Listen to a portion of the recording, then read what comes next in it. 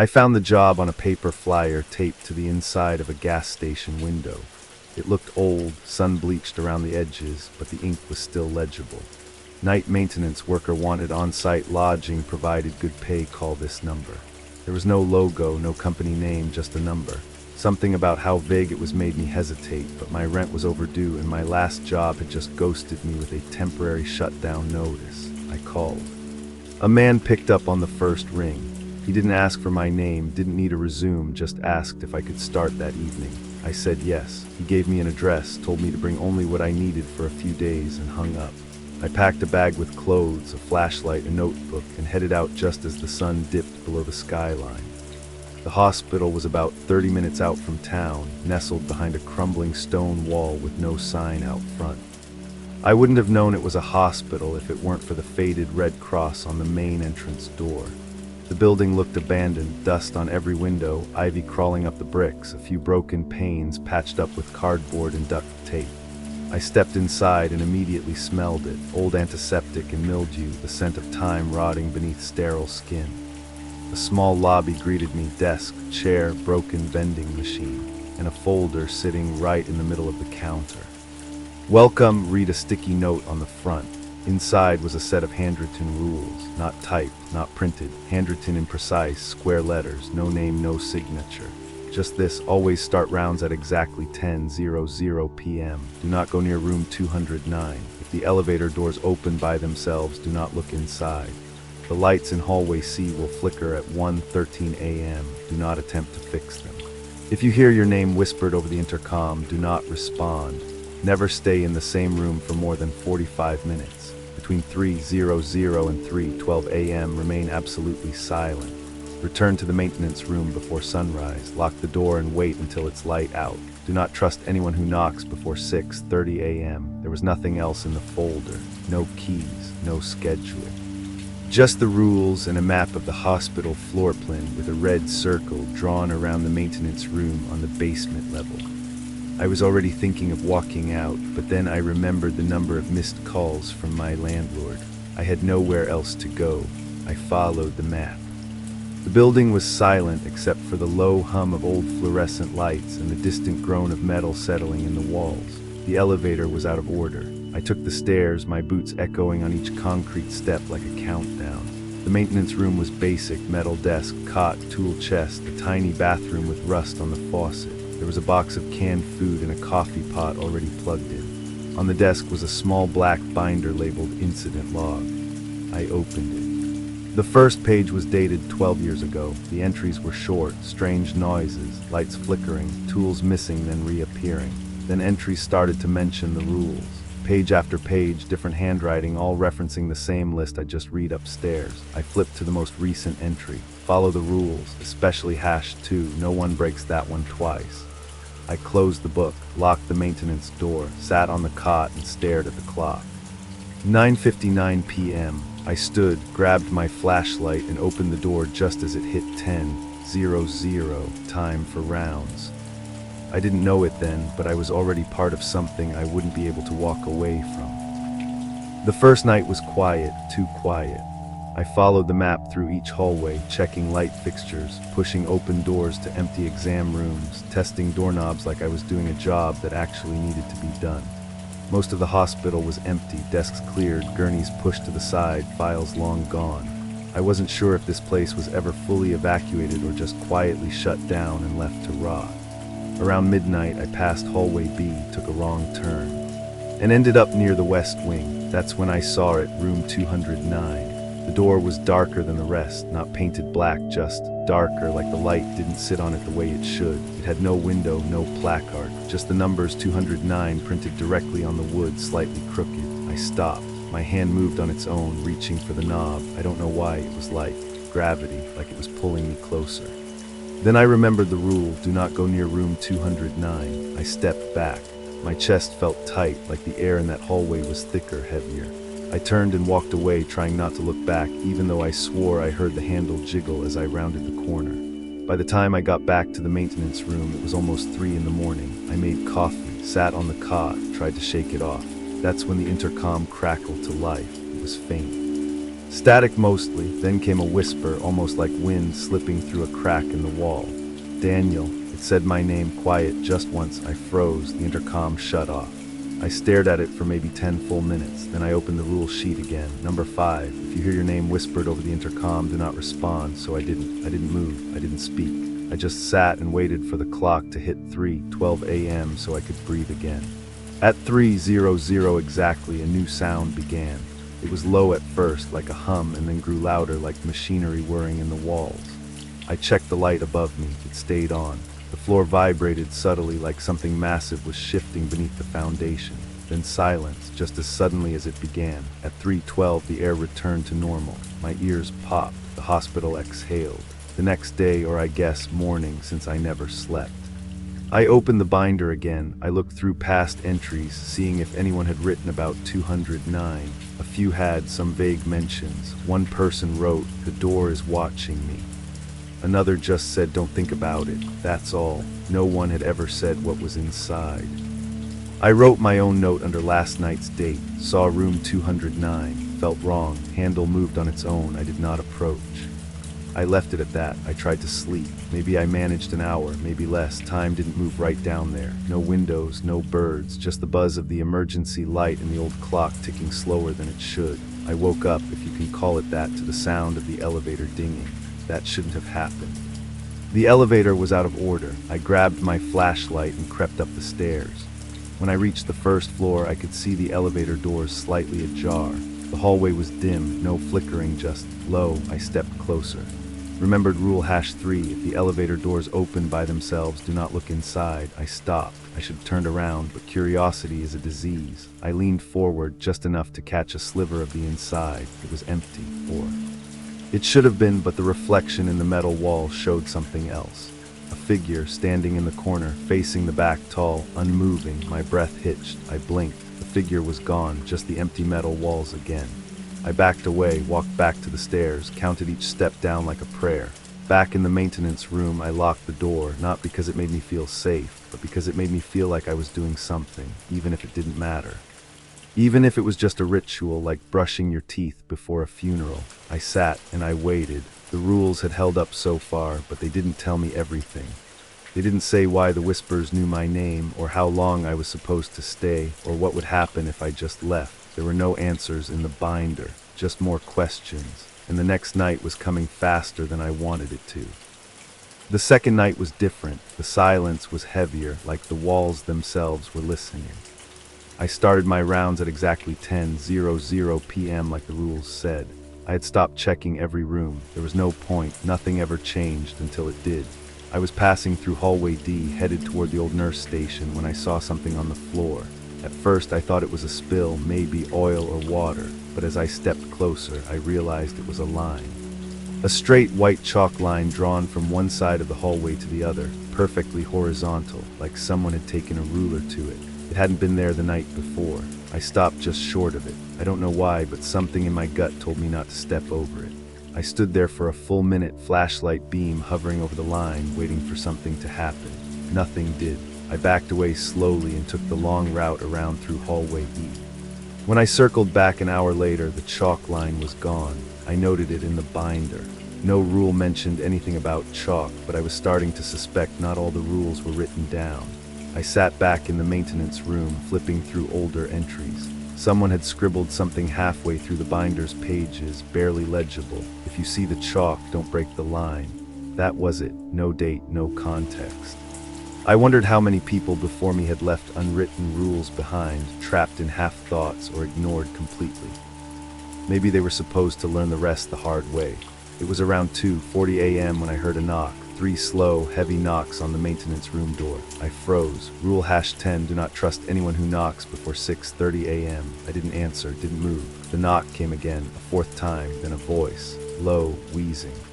Like a lung full of dust. Maintenance. The voice sounded old, tired. I'm locked out, please. I didn't respond. My mouth went dry. I backed away from the door and sat in the corner. The knocking didn't come again, just silence. Then a soft scraping sound like fingernails dragging along metal, and then nothing. When the clock hit 6:45, I opened the door. The hallway was empty. I looked down and saw something just outside the threshold. A crumpled piece of paper. I picked it up and unfolded it. A single sentence written in what looked like charcoal. "He's not in room 209 anymore." My heart skipped. I read it again. The paper smelled faintly of smoke and mildew, like it had been left in a fire that never finished burning. I folded it back and shoved it into my pocket. That morning I left the maintenance room and wandered the halls in daylight. I wanted to see if the hospital looked different under sunlight, even the filtered kind that barely reached through the grime-streaked windows. It didn't. If anything, it felt worse. The place looked dead, not just abandoned, but discarded. Like something that had been bled dry and then forgotten. I passed by room 209 again. Same crooked numbers, same door that looked darker than its surroundings. I stood in front of it, feeling something twist in my gut. Then I heard something from the other end of the hallway, a whisper not from the intercom this time, but from around the corner. I turned slowly. It was an old man, at least that's what he looked like. His back was hunched. He wore a hospital gown that barely clung to his frame. His skin was gray, almost blue in places, like veins showing through. He wasn't looking at me, just standing there mumbling to himself, drawing a line across the wall with a piece of chalk. He didn't acknowledge me, didn't stop. He reached the end of the wall, turned the corner, and disappeared from sight. I waited, half expecting him to return or to hear footsteps, but I never did. I searched for him for over an hour. Nothing, no trail, no chalk, nothing on the security monitors either, just dead static. I checked the camera that watched the West Wing hallway, room 209 corridor. The feed was black, not disconnected, not broken, just pure matte black, like the camera was recording a shadow that swallowed light. I didn't touch anything else that day. Back in the maintenance room, I opened the binder and flipped to the inside cover. There was a faint imprint there, something someone had once written then erased. I rubbed a pencil sideways over the space like I was uncovering a rubbing from a gravestone. A message appeared. Not all rules are meant to keep you safe. Some are just there to keep him entertained. I sat there in the dim yellow light, trying to understand what that meant. Was I following instructions for survival? Or was I playing a part in something much worse, the worst part?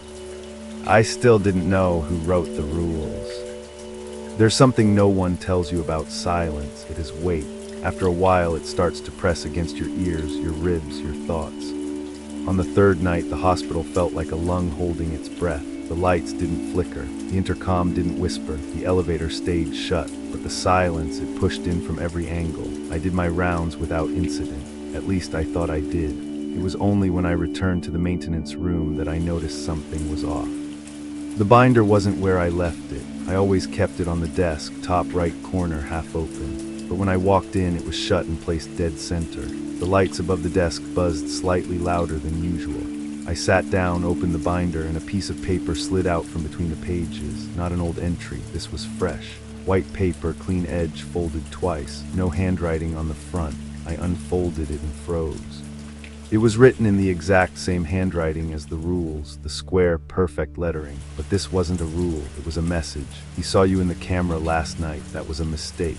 My mouth went dry. My hands didn't shake, not yet, but my throat tightened like I'd swallowed something sharp. I looked up at the camera in the corner of the room. A small red light blinked. It always blinked, but now it felt like an eye. I sat there for nearly 30 minutes, trying to convince myself someone was playing with me. Maybe someone from the company. Maybe it was just a messed up hazing ritual.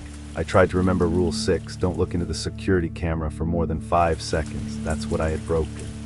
The night before, I'd been checking the cameras, watching room 209 feed. Well, the black screen pretending to be a feed, and I must have stared too long. I remembered leaning in.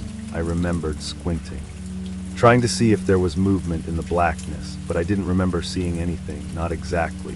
Just the sense that something had seen me. I grabbed the paper again, turned it over. On the back, someone had written one more sentence, but this time it wasn't in the usual handwriting. It was shaky, rushed, almost like it had been scrawled while someone was being watched. It said, "Don't look in the mirror tonight." I didn't have a mirror in the maintenance room, but there was a small one in the bathroom above the sink. I had used it before, to shave, to check the bags under my eyes, to remind myself I still had a face. Now I covered it with a towel. I made sure every reflective surface in the room was turned over or hidden. Metal panels, phone screen, even the small piece of glass on my watch face. It felt ridiculous until it didn't, until I woke up at 2:37 a.m. without remembering falling asleep. The room was dark, the emergency light buzzing low and red. I stood up slowly. Everything looked normal except the towel was on the floor. I picked it up, hand trembling. And just glanced at the mirror. It was me, but not. My reflection was standing still, yes, but its chest wasn't rising, no breath. Its eyes were open, wider than mine, too wide, unblinking. Its mouth was parted slightly like it was about to speak. I blinked. It didn't. I stepped back, heart slamming against my ribs. The reflection just kept watching, not moving, not mirroring, like it was waiting. I turned and walked straight out of the bathroom. I didn't look back. I didn't sleep again that night. At 5:50 a.m., the intercom buzzed for the first time all night. I didn't answer, but I listened. There was no whisper, no voice, just laughter, faint, dry, like someone trying to remember how it used to sound, then static, then silence. When the sun rose, I opened the binder. No new note, no sign of the previous one. The folded paper with the camera warning was gone. I flipped through the log, no new entries. It was like it never happened, except for the mirror. The face I saw there, that wasn't me, I'm sure of it, so I wrote a new rule in the back of the binder. No number, no label, just a line that reads, "Do not look in the mirror if you wake up without remembering falling asleep." I don't know if it'll help anyone, but I think whoever left the last warning was trying to help me, and I think I'm the only one left to do the same. There's a hallway I don't like. It's not on the map they gave me. It doesn't appear on the emergency layout posted in the stairwell.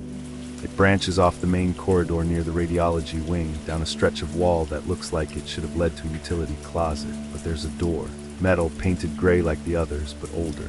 The kind of gray that's dulled with age and time. No label, no number. Just a dented handle and a faint outline where a sign might have once hung. I found it on my fourth night while retracing steps from my usual route. I'd been trying to avoid room 209, and the usual silence was starting to feel different, not heavier, just more awake, so I took another way. That's when I saw the door. It wasn't open, not even unlocked, but I felt drawn to it the same way I'd felt drawn to 209. Only this time I didn't fight it. I stepped closer, pressed my ear to the cold metal. No sound, no air moving, just stillness. I jiggled the handle. It resisted. I thought about walking away, but instead I pressed my hand flat against the surface. Something pulsed beneath it, not vibrating, not mechanical, like warmth, like something alive. I pulled away. Back in the maintenance room, I checked the binder. Nothing. Not a single mention of a hallway near radiology that didn't exist. Not a single rule about a door without a number. I flipped all the way to the back, to the blank pages. Still nothing, so I wrote one: "If you find a door that isn't on the map, leave it closed." I didn't go back that night. I made myself finish rounds and return to the room before sunrise like always, but I couldn't stop thinking about it, not because of what I saw, but because of what I didn't. This place doesn't show you things right away. It waits, like it wants you to lean in. That morning, I finally called the number from the flyer. I had never tried before. There was never a contact name, no company, no official anything. But now I needed to hear a voice, any voice. I needed to ask, even if I didn't expect answers. The phone rang once, then it picked up, silence. "Hello," I said, no response. I tried again. "I'm the night maintenance worker. You hired me 4 nights ago. I just want to know who owns this building." A click, then a voice. Not a human voice, a recording. A woman speaking softly, almost too softly to hear. "Your call has been received. You are not authorized to make outgoing contact.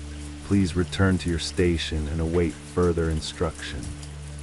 Then the line went dead. No beep, no tone, just cold silence. I didn't call again. That night around 1:00 a.m. I passed by the hallway again.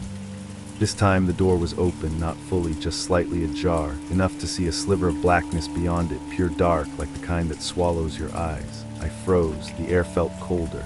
Not like a breeze, more like the heat in my body was being pulled toward the opening. I stepped closer again. Like I wasn't in control, and leaned forward just enough to peek inside. There were stairs leading down, concrete, narrow, steep, no lights, no railing, just a descent into something that shouldn't have been there.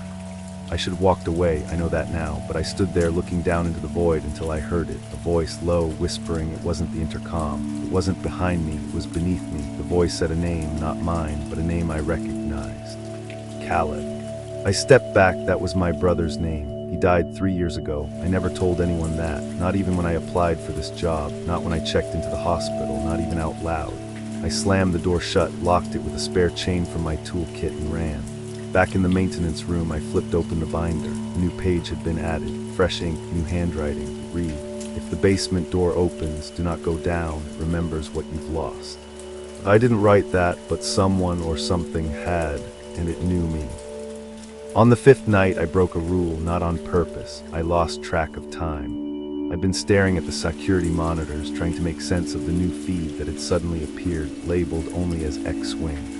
It wasn't there the day before. The footage was grainy, half static, but I could make out a hallway I didn't recognize, not one from the map. It was narrow, more industrial than medical, lit only by a single swinging bulb. No doors, no signs. Just the endless echo of something dripping in the dark. I watched the feed for too long. When I finally looked at the clock, it was 3:04 a.m. I was supposed to be silent between 3:00 and 3:12, but I had cursed under my breath when I saw the time. A whisper, one single word, and the hospital heard it. The lights went out immediately, not just in the room, but across the entire monitor grid. I was plunged into darkness, so thick it felt wet.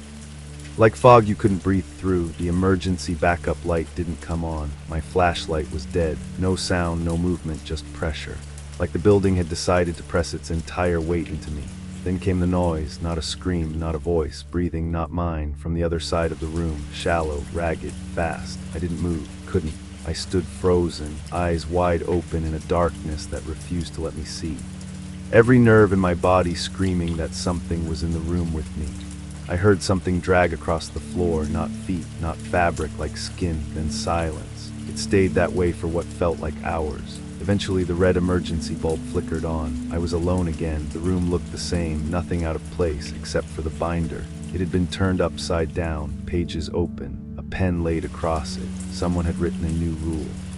Rule #11, if you speak between 3:00 and 3:12, it knows your voice. I didn't write that, but I obeyed it now. Later that morning, when the sun started to rise and the light seeped through the cracks in the boarded-up windows, I stepped outside for the first time since I arrived. Just outside the main doors. I didn't leave the grounds. I didn't want to test what might happen if I did, but I needed air. I needed space that wasn't humming with unseen things.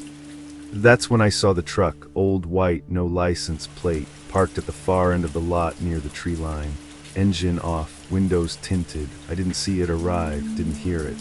But it was there now, like it had always been. Watching, I waited. Nothing happened. No one got out. After 10 minutes, I went back inside. The next night, I was on edge. I started my rounds early, double-checking every hallway, every stairwell, every camera feed. I carried a new flashlight and a knife I found in the bottom drawer of the old desk in radiology. It wasn't much, but it made me feel like I wasn't entirely helpless. At 10:00 p.m. sharp, the rules reset. At 1:13 a.m., the lights in hallway C flickered. At 3:00 a.m., I pressed myself into the corner of the maintenance room, covered my mouth, and didn't make a sound. The breathing didn't come back. At 3:12, I finally exhaled. Then, without warning, the intercom came on. A voice, not a whisper this time, clear, calm, male. It said, "New rule pending approval. Do not speak to the woman in the yellow gown." That was it. Then silence again. A new rule, but not from the binder, not from anyone here. Someone else was still writing them, and I had a feeling they weren't inside the hospital anymore. They were outside, watching, waiting, maybe even in that truck. I haven't seen the woman in yellow yet, but I know I will. This place doesn't give you warnings without intention, and the rules never arrive without reason. The night after the intercom message, I couldn't focus. Every camera feed felt like it was lagging a second behind reality. Every hallway echoed a beat too long. I waited for her, the woman in the yellow gown. I didn't know what she'd look like or where she'd appear, but the warning was clear: don't speak to her. Around 2:00 a.m., I was finishing rounds when I passed the third-floor surgical wing. The lights there had always flickered, but tonight they were steady. Too steady, like someone had fixed them, but I hadn't. I paused at the entrance. Something felt wrong. She stood at the far end of the hallway, facing me, still, too still. The yellow gown she wore was stained in places, dark brown smudges where old blood had dried. Her hair was matted, long, wet, like she'd just come out of a shower that hadn't run in years. I froze. She didn't move, didn't blink. I wasn't sure she was even breathing. Then she tilted her head, just slightly. Like she was studying me, I took a step back. She mirrored it, one step forward. Her feet didn't make a sound. Then softly she spoke. "Are you here to help me?" Her voice was quiet, clear, and childlike, like she didn't know any better, like the request was genuine. I said nothing. Her eyes never left mine. She took another step, then another, and another. I turned and walked away, slowly, deliberately, without running, without speaking. The hallway behind me stayed silent. Back in the maintenance room, I locked the door and waited. I checked the camera feed for the surgical wing. It showed nothing, not even the hallway itself, just black. At 3:12 a.m., the lights flickered hospital-wide. The emergency alert system clicked on, but no alarm followed, just a low humming, a bass note that made my teeth buzz. It lasted 8 seconds, then stopped. A new page was waiting in the binder, typed, folded. Inserted cleanly. It read, "Amendment to Rule 12. If she asks for help, do not answer. If she smiles, hide immediately. If she weeps, run." Nothing else, no explanation, no signature. The woman in yellow was part of the hospital now, maybe always had been. I stayed locked in until morning. When the sun rose, I opened the front door to breathe. The truck was gone, but something had been left behind.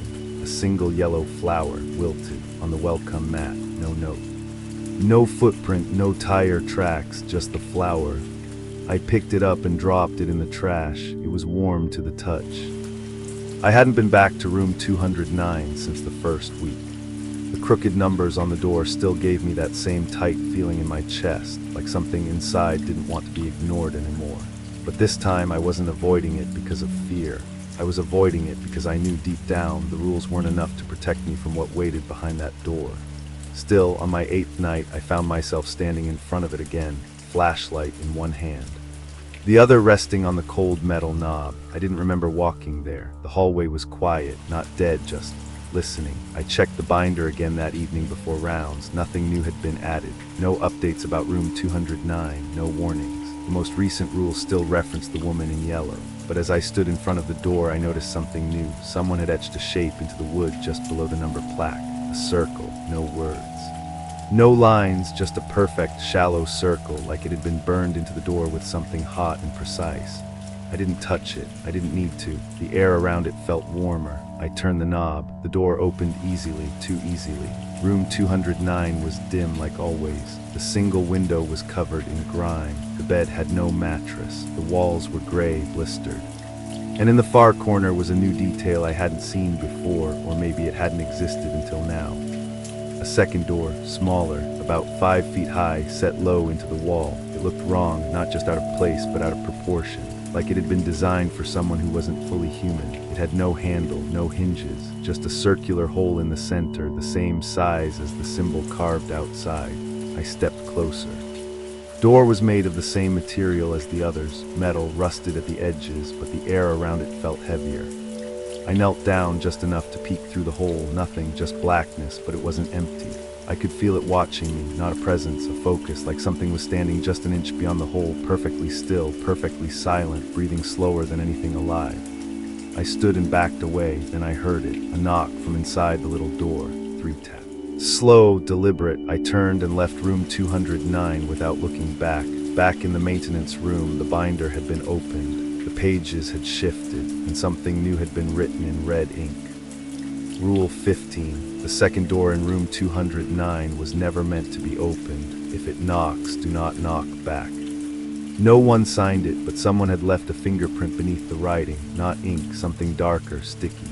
I closed the binder and stepped back. At 2:46 a.m., the intercom turned on. This time, no words, just a sound. A soft hum followed by the sound of a door creaking open and a distant voice whispering, "Just one more rule," then static. That morning, I walked the perimeter of the hospital. The truck hadn't returned, but something else had. On the eastern fence, someone had tied a string of small, rusted bells. They moved gently in the breeze, ringing faintly, and taped beneath them, wrapped in plastic, was a page from the binder. One of mine, torn out, the one where I'd written, "If you find a door that isn't on the map, leave it closed." They had crossed out the last word. Closed was replaced with remembered. If you find a door that isn't on the map, leave it remembered. I don't know what that means. But I'm starting to think the rules aren't warnings anymore. They're invitations. I had avoided the boiler room since my first night. It wasn't part of the regular route, and the map marked it with a gray X as if it had been decommissioned. But after what I saw in room 209, I couldn't shake the sense that something down there was waiting to be noticed. So on the 9th night, after I finished rounds early, I went looking. The stairs leading to the basement creaked more than usual. The deeper I went, the thicker the air became, not just with heat, but with the faint smell of oil and something else, something metallic, sharp.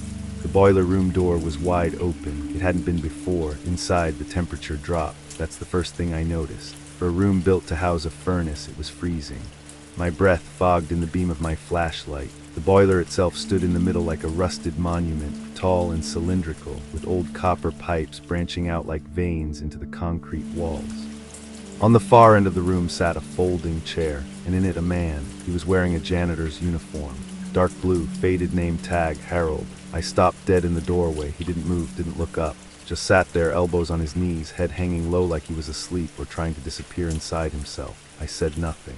I remembered Rule 5, if someone speaks to you who shouldn't be there, don't respond. I stepped back slowly, intending to leave. When he spoke, "You're doing the rounds wrong." His voice was hoarse, like it hadn't been used in years. I didn't answer. He lifted his head. His eyes were hollow, not metaphorically, literally hollow. Empty sockets, dried, cracked skin around them like something had burrowed its way out. Still, he looked at me. I know he did. He spoke again. "They changed the rules when I was on shift. Didn't tell me. That's how they get you, not all at once, just enough to forget which ones matter most." He stood slowly, bones creaking louder than his boots. I didn't move. He walked to the boiler and placed his hand on it gently, almost reverently. Then he turned to me and said, "Don't trust the ones written in red." He began to hum, a low, mournful tune that I somehow recognized, though I couldn't name it. It made my stomach twist. I turned and left without another word. Back in the maintenance room, the binder was open again. The last rule, the one in red ink, had been crossed out, not erased, not blacked out, crossed through with something like ash, smeared by a finger. Below it, someone had written, "Rule 15 amended. The door in room 209 does not knock. If it does, something else is inside." The handwriting wasn't square or tight. It looked shaky, like someone wrote it while bleeding or afraid. I tried to sleep that morning but couldn't. Instead, I went to the records room on the second floor. It was supposed to be off limits, but the lock was broken and I needed answers. The filing cabinets were mostly empty except one. Inside, I found a stack of faded paper labeled Staff Terminations Maintenance. There were dozens, dates ranging from 1979 to 2009, and every file had the same cause of termination: failure to comply with revised protocols. One name stood out, Harold M. Feeney, 1991. There was a photo paperclipped to the file. Same man, same hollow eyes, dead 34 years ago. But still sitting in the boiler room last night. The 10th night started like any other, binder open, flashlight checked, footsteps echoing through the same rotten corridors. But I felt it in my chest. Something was off, not wrong, just displaced. The hospital felt quieter than usual, but not in the peaceful way. Like a party had ended and I was the last one who didn't get the message. I made it halfway through my rounds when I noticed it. Rule #3 was gone, literally gone, not scratched out, not replaced. Just missing, in the binder where there had always been a clearly numbered list, Rule 1, Rule 2, Rule 3, there was now a blank space between 2 and 4. The formatting was still there, the gap still wide enough to hold a sentence. But the ink had vanished, like someone had erased it without touching the page. My first instinct was denial. I had read the rule every single night. Rule 3, if you hear a second set of footsteps behind you, do not turn around until the sound stops. I knew it word for word, but now it was as if it had never existed. I flipped through every page, checked the margins, nothing, and that was the moment I heard them. Footsteps behind me, too close, too deliberate, one step, then another. I froze, spine locked, skin crawling. I remembered the rule even if the binder no longer showed it. I kept my head forward and didn't turn around. The steps came closer. I stood still in the middle of the hallway near the old pediatric wing, heart pounding so hard it hurt. The air behind me shifted. Something was breathing, close, too close, and then it whispered, "Why'd you stop reading me?" Its voice was thin, male, but stretched, like words pushed through a throat that had forgotten how to speak. I clenched my jaw, didn't answer, didn't move, just kept facing forward, every instinct in me begging to run. After a long silence, the breathing faded, the footsteps receded. Eventually the hallway fell still again. Back in the maintenance room, the lights buzzed to life, normal, steady, almost comforting. I opened the binder again. Rule #3 had returned, same as before, same wording. Only this time a small note had been added below it. Rules don't like being forgot. I sat there for a long time trying to understand what that meant. Were the rules alive? Were they watching? Were they jealous? At 4:00 a.m. the phone rang. The one mounted to the wall that had never worked, not once. It rang exactly once. I picked it up. A voice I didn't recognize, female, calm, slow, said, "Some rules are older than you." Then the line went dead, no click, no dial tone, just silence. The next morning I found the word remember carved into the back of my clipboard, roughly scratched as if by fingernail. I checked the cameras for who did it. There was no footage of anyone entering the room, not even me. I live alone, no family, no neighbors close enough to hear if I screamed. The rent's cheap, and that's what mattered when I took this job. Every night I'd return from the hospital, eyes sunken, mind fried, pockets full of rules I didn't ask for. But the 11th night was different. I didn't feel the usual relief when I left the hospital's front gate. I didn't feel the usual dread either. I just felt watched, not by the cameras. Not by the woman in yellow or the boiler room man, but by something older, something that didn't need eyes. I arrived home around 7:10 a.m. The sky was a soft gray, the kind that made everything feel like a memory. I dropped my keys onto the counter, kicked off my boots, and went straight for the shower. I needed to wash the hospital off me. I always did. That's when I saw it, a slip of paper, taped to the bathroom mirror. Same color, same handwriting as the binder. Unnumbered rule, never assume the rules stay where you left them. My stomach dropped. I hadn't taken the binder with me. I never had, but somehow it had found a way to send something home. I turned the slip over. The back was blank, but the mirror had changed. I hadn't noticed it right away, but now I saw it just barely. Behind the steam, behind my reflection, something stood at the very edge of the frame, not visible, just implied, a shoulder, a shadow. A presence that didn't belong to me. I didn't look back. I reached forward, wiped the steam off the mirror, and the shape was gone. I stayed frozen for 5 minutes. Later that day, I checked every inch of my apartment, every closet, every cupboard. I even opened the attic, though I hadn't touched it since moving in. Nothing. At 6:00 p.m., just before leaving for my shift, I opened the fridge. A flower sat inside, wilted, yellow. Just like the one left outside the hospital.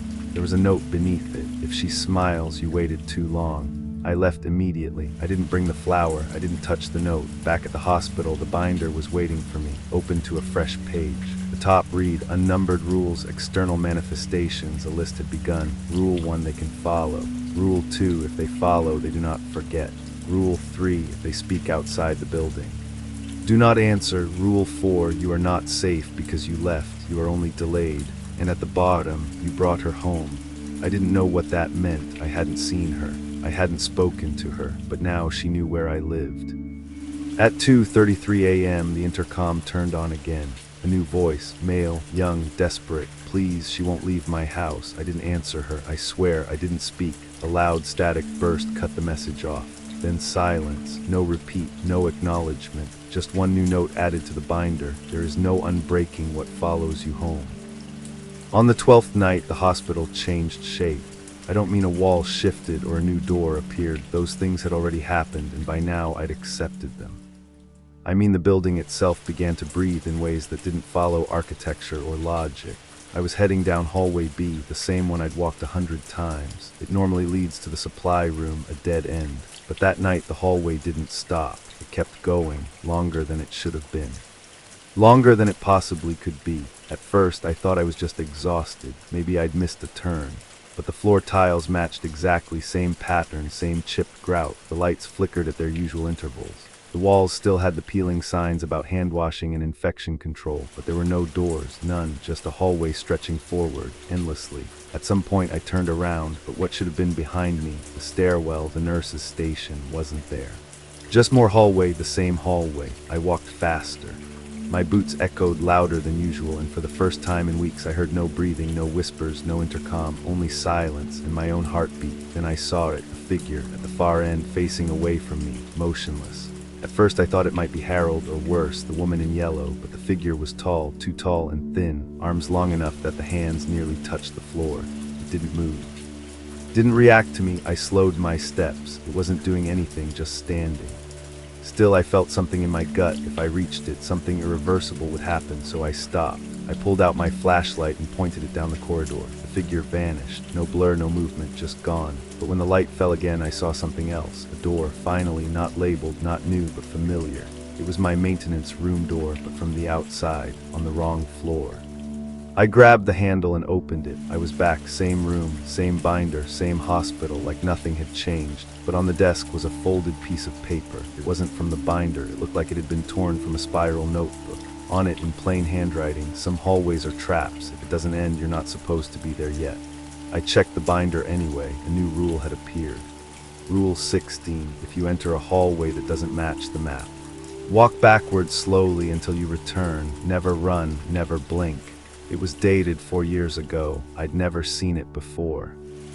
And someone had underlined the word never twice in red. I had avoided the boiler room since my first night. It wasn't part of the regular route, and the map marked it with a gray X as if it had been decommissioned. But after what I saw in room 209, I couldn't shake the sense that something down there was waiting to be noticed. So on the 9th night, after I finished rounds early, I went looking. The stairs leading to the basement creaked more than usual. The deeper I went, the thicker the air became, not just with heat, but with the faint smell of oil and something else, something metallic, sharp. The boiler room door was wide open. It hadn't been before. Inside, the temperature dropped. That's the first thing I noticed. For a room built to house a furnace, it was freezing. My breath fogged in the beam of my flashlight. The boiler itself stood in the middle like a rusted monument, tall and cylindrical, with old copper pipes branching out like veins into the concrete walls. On the far end of the room sat a folding chair, and in it a man. He was wearing a janitor's uniform. Dark blue, faded name tag, Harold. I stopped dead in the doorway. He didn't move, didn't look up. Just sat there, elbows on his knees, head hanging low like he was asleep or trying to disappear inside himself. I said nothing. I remembered Rule 5, if someone speaks to you who shouldn't be there, don't respond. I stepped back slowly, intending to leave. When he spoke, "You're doing the rounds wrong." His voice was hoarse, like it hadn't been used in years. I didn't answer. He lifted his head. His eyes were hollow, not metaphorically, literally hollow. Empty sockets, dried, cracked skin around them like something had burrowed its way out. Still, he looked at me. I know he did. He spoke again. "They changed the rules when I was on shift. Didn't tell me. That's how they get you, not all at once, just enough to forget which ones matter most." He stood slowly, bones creaking louder than his boots. I didn't move. He walked to the boiler and placed his hand on it gently, almost reverently. Then he turned to me and said, "Don't trust the ones written in red." He began to hum, a low, mournful tune that I somehow recognized, though I couldn't name it. It made my stomach twist. I turned and left without another word. Back in the maintenance room, the binder was open again. The last rule, the one in red ink, had been crossed out, not erased, not blacked out, crossed through with something like ash, smeared by a finger. Below it, someone had written, Rule 15 amended. The door in room 209 does not knock. If it does, something else is inside. The handwriting wasn't square or tight. It looked shaky, like someone wrote it while bleeding or afraid. I tried to sleep that morning but couldn't. Instead, I went to the records room on the 2nd floor. It was supposed to be off limits, but the lock was broken and I needed answers. The filing cabinets were mostly empty except one. Inside, I found a stack of faded paper labeled Staff Terminations Maintenance. There were dozens, dates ranging from 1979 to 2009, and every file had the same cause of termination: failure to comply with revised protocols. One name stood out, Harold M. Feeney, 1991. There was a photo paperclipped to the file. Same man, same hollow eyes, dead 34 years ago. But still sitting in the boiler room last night.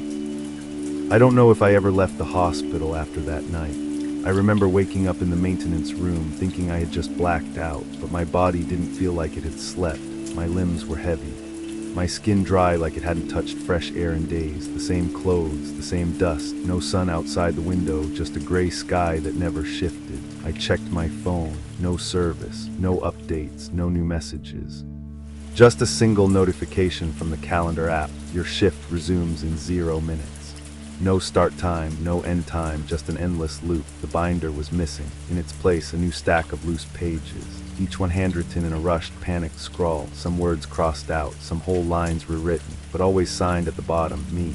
The entries were all dated, yesterday, the day before, a week before, all in my handwriting, all supposedly from me. But I hadn't written them, not consciously. One page read, "If you start seeing yourself in places you haven't been, leave immediately. That version of you isn't stuck, you are." Another said, "The hospital doesn't remember time, only people." I left the room disoriented. The hallways were quiet again, but not dead, just muffled, like someone had wrapped the whole building in thick cotton to trap the sound. I passed the staff break room. Inside, the coffee pot was full. Still steaming, someone had just been there, but no one was scheduled, not anymore. I opened the fridge. There was food inside, a sandwich, half-eaten, wrapped in wax paper. I didn't recognize it, but the handwriting on the label was mine. "Don't forget to finish this before the loop resets." I closed the fridge slowly, then I heard it, footsteps, not the dragging kind, not the echoing kind, but sharp, focused steps, like someone who knew exactly where they were going. I turned the corner and saw myself, standing at the end of the hallway. Same clothes, same flashlight, same exhaustion on my face, but that version of me didn't look surprised, he looked disappointed. He raised his hand and pointed behind me. I turned and saw nothing. When I looked back, he was gone, but on the floor where he had stood was a key, a brass one, old, unlabeled. I picked it up and slipped it into my pocket without thinking. Later, back in the maintenance room. The pages had shuffled. The top sheet now read, "Rule 22, if you meet yourself, don't speak. Take what is left, leave what you must. There is always a trade." I reached into my pocket. The key was gone. In its place was a scrap of cloth, torn from the uniform I was wearing, except I still had both sleeves. I checked the clock, 3:33 a.m. again, always 3:33 a.m. No matter what I did, what I checked, where I walked, time refused to move. The hospital didn't want me to finish this shift. It wanted me to forget it had ever started, but I remember, even if the rules don't want me to. By the 15th night, if it was still night, I had stopped pretending I knew what day it was. The hospital no longer followed a schedule. The lights turned on and off randomly. My watch was stuck at 3:33 a.m. no matter how many times I reset it. I hadn't eaten, I hadn't slept, but I wasn't dying. I wasn't even hungry. It was like the hospital had decided I was something it could preserve, like one of its secrets. That's when the map changed again.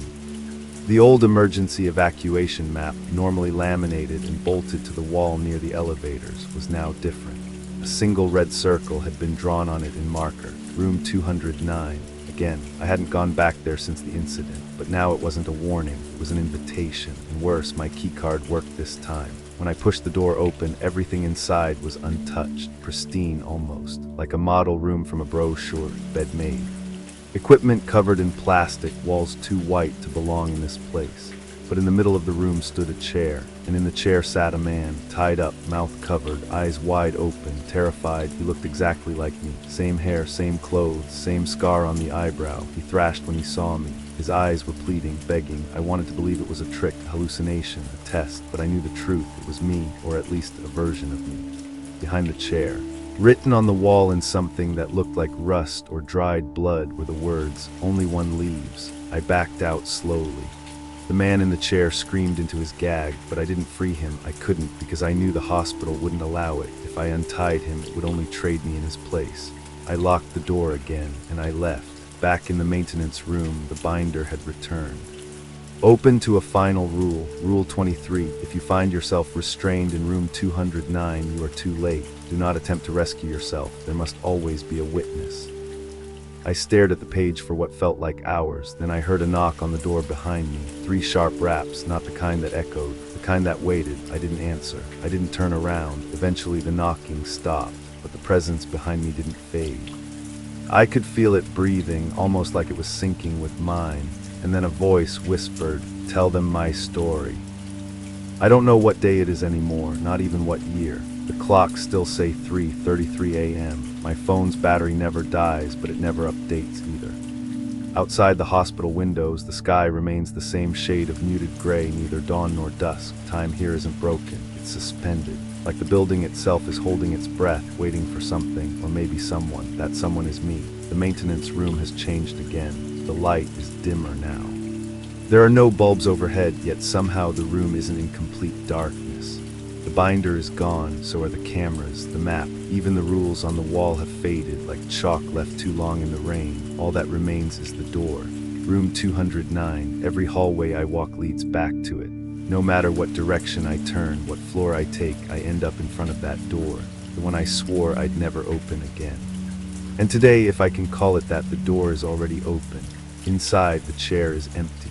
The me who was tied up is gone, or maybe I was the one tied up all along, and this version, this narrator, is just another mask the hospital wears when it wants to think out loud. On the walls now, scribbles, hundreds of them, all in my handwriting, each one a rule, some crossed out, some rewritten, some repeated with manic intensity. Rule 1, always follow the list. Rule 2, never assume you are alone. Rule 3, do not look directly at the mirror in the east wing. Rule 3, do not look directly at the mirror. Rule 3, do not look. Rule 3, do not. They break down the longer I read, as if memory itself is unraveling inside these walls. In the center of the room lies the clipboard. My name is still on it, next to the word status, incomplete, below it. A line I hadn't seen before: you have reached the final task. No description, no instruction, just a single sticky note attached to the bottom: finish the list or become it. I pick up the clipboard, and the second I touch it, I remember everything. Every hallway, every rule, every choice I didn't understand until it was too late. The voices on the intercom weren't warnings, they were recordings of me. The man in the boiler room wasn't a ghost. He was the last one who tried to finish the list and failed. The woman in yellow isn't an entity. She's what happens when you forget the rules and keep surviving anyway. This place isn't haunted, it's hungry. It feeds on compliance, on repetition, on memory loops that wear down the soul like water over stone. I write one last rule, not for the binder, not for the hospital, for whoever comes after me. Final rule: if you're reading this, you've already chosen to stay. Make sure your replacement reads the list before the doors close, and whatever you do, don't write your own name at the bottom. I sign it with initials only, not mine, not anymore, and then I leave the clipboard on the chair because I know what happens next. Soon, someone else will take the job. Someone will find the rules, they'll follow them, break a few, survive long enough to wonder why they're still alive, and eventually they'll find the list and add their own rule. That's how the hospital stays fed. It doesn't trap you, it turns you from a worker into a warning, from a man into a message. Now I understand what Harold meant when he said the rules changed without notice. They didn't change, they evolved, they grew teeth, and now they've grown into me.